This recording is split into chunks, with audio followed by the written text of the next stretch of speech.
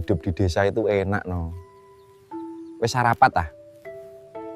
Alhamdulillah sampun Cak.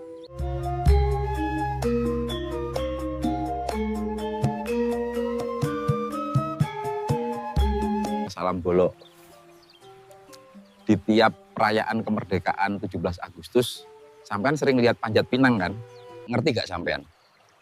Lomba panjat pinang adalah lomba warisannya penjajah. Warisannya Zionis Belanda.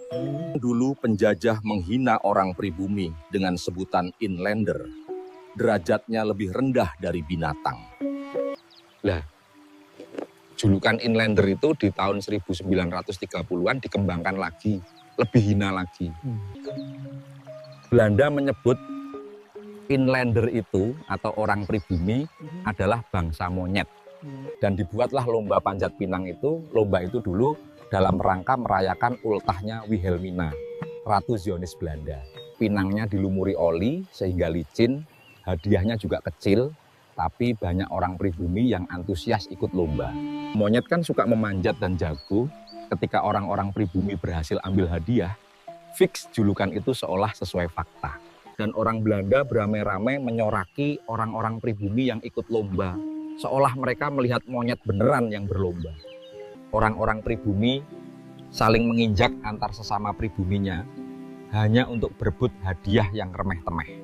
Dan itu perlambang betapa mudahnya orang pribumi dibohongi dan diadu domba. Dan itu seolah membenarkan hinaan Jan Pieter Zoon-Koen, gubernur jenderal Belanda terkejam selama penjajahan dulu. Dia bilang, orang pribumi itu bisa saling bunuh antar sesamanya untuk materi yang nggak seberapa. Dan pada akhirnya itu difaktakan dalam lomba panjat pinang itu, agar semua semakin jelas bahwa orang pribumi itu bangsa hina. Namun, orang-orang pribumi yang melawan penjajahan tidak mau mengikuti lomba panjat pinang itu.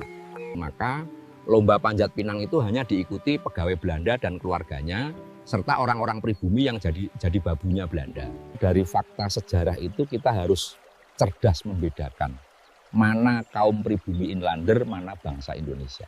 Karena jauh beda pribumi inlander dan bangsa Indonesia, inlander adalah orang pribumi yang jadi jongosnya Belanda. Sedangkan bangsa Indonesia adalah pribumi yang menentang penjajah, melawan segala bentuk pembodohan dan penjajahan Belanda. Dan kelahiran bangsa Indonesia itu terjadi saat peristiwa Sumpah Pemuda 1928 itu. Kelahiran bangsa Indonesia melepaskan jerat kehinaan sebutan inlander yang melekat pada kaum pribumi.